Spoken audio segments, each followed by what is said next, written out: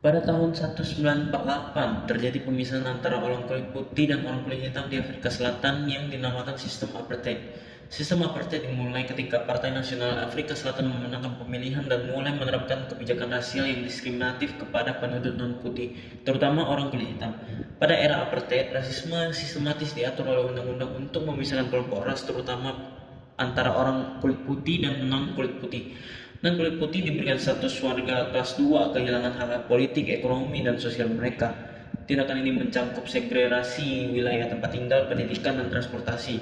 Partai Nasional Afrika Selatan menerapkan sistem apartheid karena mereka percaya bahwa pemisahan rasial akan menjaga supremasi kelompok putih dan mencegah interaksi sosial dan ekonomi yang lebih erat antara kelompok ras yang berbeda. Selain itu, mereka menganggap bahwa pembatasan hak dan kesempatan bagi mayoritas non-putih adalah cara untuk mengontrol ekonomi dan politik di tangan kulit putih. Ada juga motivasi ekonomi di balik kebijakan ini, di mana kelompok kulit putih ingin mempertahankan kontrol atas sumber daya ekonomi dan pasar tenaga kerja. Dengan membatasi hak dan akses bagi orang kulit hitam, pemerintah berharap untuk menjaga ketidaksetaraan dan dalam distribusi kekayaan dan kekuasaan. Perlawanan dan protes terhadap apartheid berkembang seiring berjalannya waktu. Organisasi seperti Kongres Nasional Afrika dan Gerakan Pembebasan Azania memimpin perlawanan politik dan gerakan asasi manusia.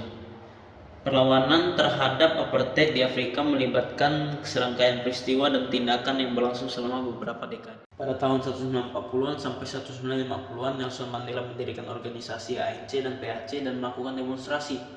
1950-an, pemberlakuan hukum yang diskriminatif, yaitu pembatasan hak bagi orang kulit hitam. 1952, ANC melakukan protes massa terhadap apartheid. 1958, ANC dan PAC beralih pada tindakan bersenjata. 1960-an, pembantaian Sharpeville sehingga ANC dibubarkan. 1970-an sampai 1980-an, organisasi melakukan serangan pada instalasi militer dan meningkatkan kampanye anti-apartheid. Kemudian pemerintah apartheid mencoba melakukan reformasi, namun proses protes tetap berjalan.